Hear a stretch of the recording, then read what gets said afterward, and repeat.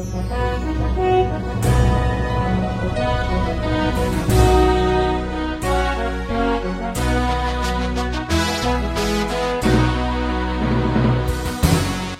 bagi saudara sekalian. Marilah kita siapkan hati dan pikiran kita untuk mendengarkan firman Tuhan. Kita berdoa. Kasih karunia dan damai sejahtera dari Allah Bapa kita dan dari anaknya Tuhan Yesus Kristus menyertai kamu.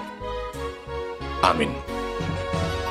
Saudara terkasih dalam Kristus Yesus, firman Tuhan yang menjadi epistel Minggu pada tanggal 13 Juli tahun 2025 tertulis dalam kitab Amos pasal yang ke-8, ayat yang pertama hingga ayat yang ke-12.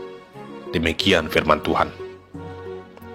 Inilah yang diperlihatkan Tuhan Allah kepadaku. Tampak sebuah bakul berisi buah-buahan musim kemarau. Lalu berfirmanlah ia, "Apakah yang kau lihat, Amos?" Jawabku, "Sebuah bakul berisi buah-buahan musim kemarau." Berfirmanlah Tuhan kepadaku, "Kesudahan telah datang bagi umatku Israel. Aku tidak akan memaafkannya lagi. Nyanyian-nyanyian di tempat suci akan menjadi ratapan pada hari itu." Demikianlah firman Tuhan Allah. Ada banyak bangkai, kemana-mana orang melemparkannya dengan diam-diam.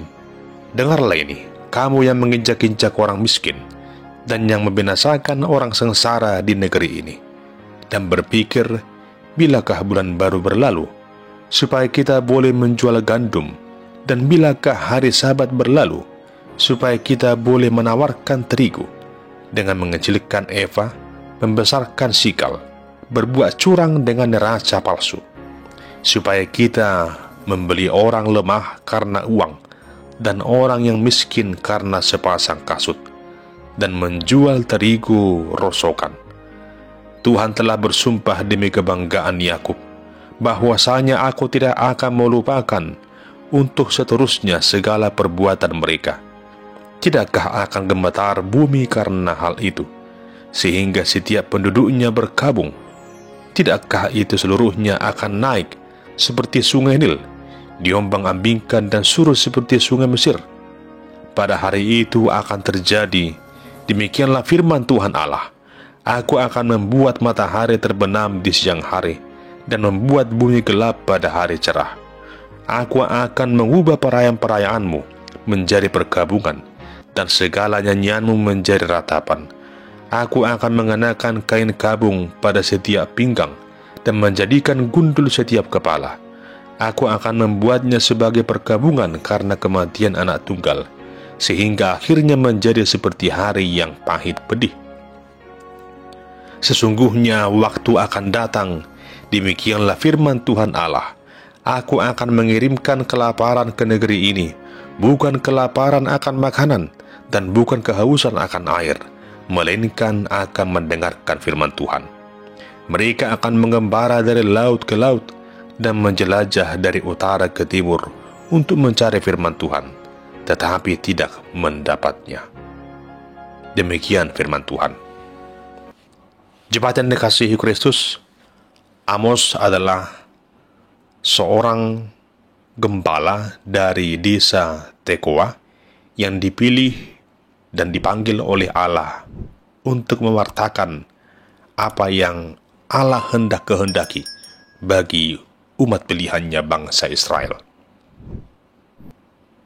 Pada saat itu bangsa Israel begitu jauh dari Tuhan.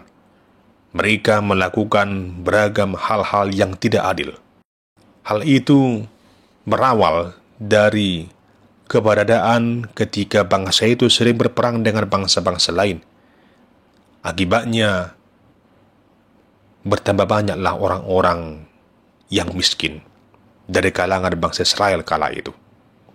Di tengah situasi itu, orang-orang yang miskin itu mencari pertolongan, mencari makanan, mencari pinjaman dari orang-orang Israel sebangsa mereka yang memiliki harta yang berlimpah saat itu.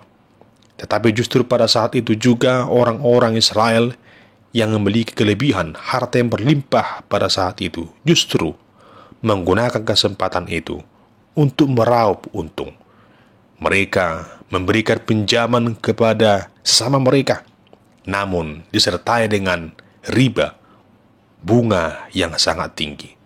Sehingga hal itu mencekik sesama mereka bangsa Israel dan membuat orang yang miskin semakin menderita dan semakin miskin.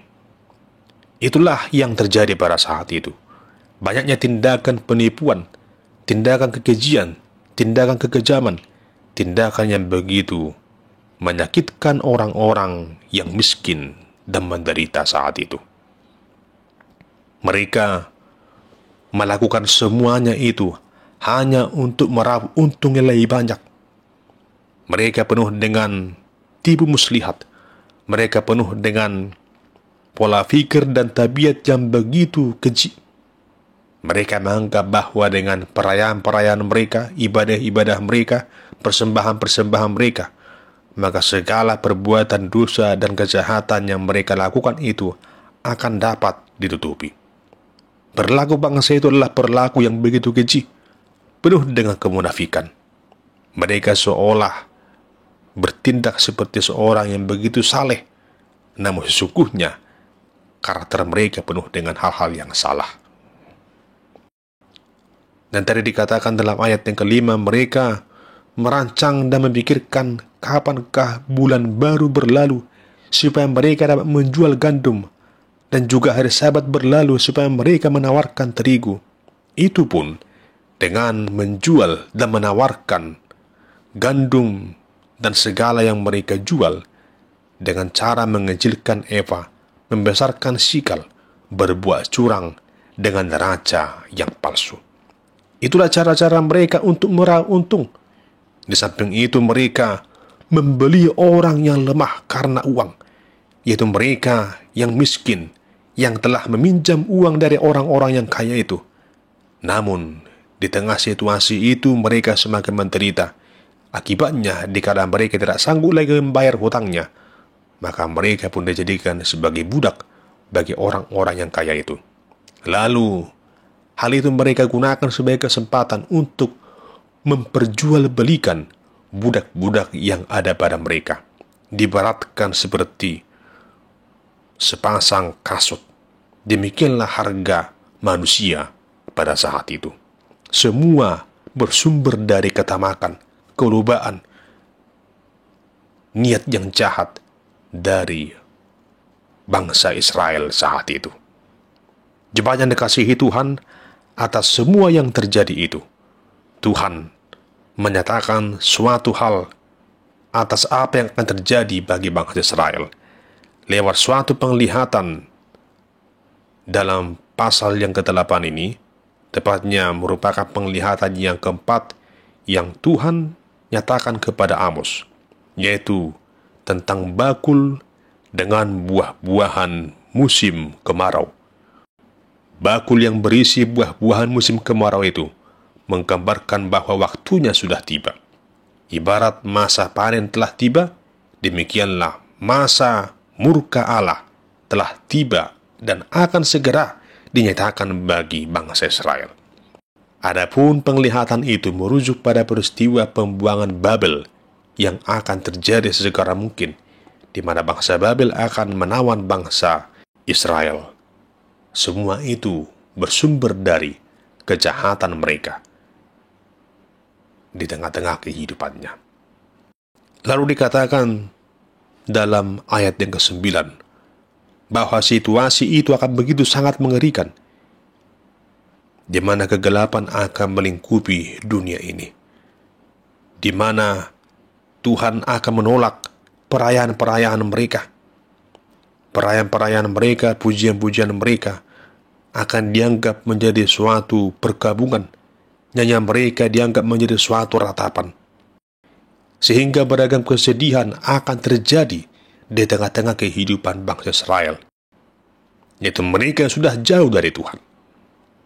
Tetapi akan tiba saatnya juga, di tengah situasi itu mereka akan menyesali segala apa yang telah mereka perbuat, sehingga akan muncullah di dalam benak mereka suatu rasa haus, suatu rasa lapar, bukan lapar dan haus akan makanan jasmani, namun lapar dan haus untuk mendengarkan firman Tuhan. Tetapi itu pun dikala mereka merindukan firman Tuhan yang selama ini mereka sia-siakan, di saat murka Allah telah nyata, maka apa yang mereka cari, yaitu firman Tuhan, sama sekali tidak akan mereka temukan. Hingga nanti penghukuman itu akan berlalu. Di saat itulah mereka akan menyadari bahwa Tuhan sungguh begitu murka atas segala tindakan mereka yang telah bertindak tidak adil, yang telah berbuat curang dalam keseharian mereka. Jemaat yang dikasihi Tuhan, firman Tuhan saat ini mengingatkan kita agar bertindak hati-hati dalam kehidupan kita, agar jangan sampai kita salah langkah, jangan salah memilih. Namun kiranya kita selaku umat yang Tuhan pilih, mau melakukan apa yang tepat dan yang terbaik, memilih mana bagian yang tepat bagi kita, dan mensyukuri apa yang Tuhan berikan bagi kita. Ada begitu banyak hal yang dapat kita lakukan dalam hidup ini. Namun yang pasti, ada hal yang paling tepat, ada hal yang paling baik yang seharusnya kita lakukan. Mari pergunakan iman dan hikmat yang Tuhan karuniakan bagi kita. Jika kita mengetahui bahwa hal itu tidak baik, hindarilah. Jangan pernah menghalalkan segala cara hanya demi meraup keuntungan, sekalipun orang lain semakin menderita. Namun jadilah sebagai garam dan terang dunia di tengah-tengah dunia ini, menjadi berkat bagi semua orang. Jika kita melihat ada orang yang menangis, ada orang yang kelaparan, ada orang yang mengharapkan bantuan dari kita, hendaklah kita memberikan uluran tangan bagi mereka, menghapus air mata yang menangis, memberikan kekuatan dan topangan bagi orang-orang yang berduka, orang-orang yang bergumul. Kiranya kita menjadi berkat bagi semua orang. Mari kita memilih bagian yang paling tepat bagi kita, yaitu menerima panggilan Allah, panggilan Kristus di tengah-tengah kehidupan kita, agar semua orang menjadi bahagia, menjadi terberkati ketika mereka melihat kita tinggal dan hidup bersama-sama dengan kita. Jadilah seperti Amos yang dengan penuh keberanian menyatakan, mewartakan kebenaran, keadilan itu tanpa rasa takut. Mari kita tegur semua orang di sekitar kita di tengah kelalaian mereka, menegur mereka dalam kasih agar mereka bertobat, agar mereka kembali ke jalan yang benar, agar mereka rindu dan haus akan firman Tuhan, agar murka Allah jauh dari kehidupan kita. Saudara yang terkasih, mari mengucap syukur atas segala kebaikan dan kemurahan Tuhan yang telah kita terima lewat pengorbanan Kristus bagi kita semua umat manusia. Mari mensyukurinya dengan cara melakoni hidup yang tepat, hidup yang benar, hidup yang adil, hidup yang penuh dengan kasih. Itu adalah pilihan yang paling tepat untuk kita hidupi dan kita jalankan di sepanjang perjalanan hidup kita. Terpujilah nama Tuhan. Amin. Kita berdoa. Bapa di surga, kami sungguh bersyukur atas firman-Mu yang mengingatkan kami agar hidup dalam keadilan dan kasih. Sebagaimana Engkau telah memberikan kami waktu dan kesempatan yang paling tepat, itulah hendaknya kami syukuri, agar kami melakoni jalan hidup yang benar dan adil dalam kasih-Mu. Tuntun kami Tuhan dalam Roh-Mu yang kudus itu untuk menjalani hidup ini dengan mensyukuri segala kasih karunia yang Tuhan nyatakan bagi kami, sehingga semakin bertambah banyak orang yang percaya kepadamu dan hidup dalam kebenaran firman. Di dalam nama Yesus kami berdoa dan bersyukur kepadamu. Amin.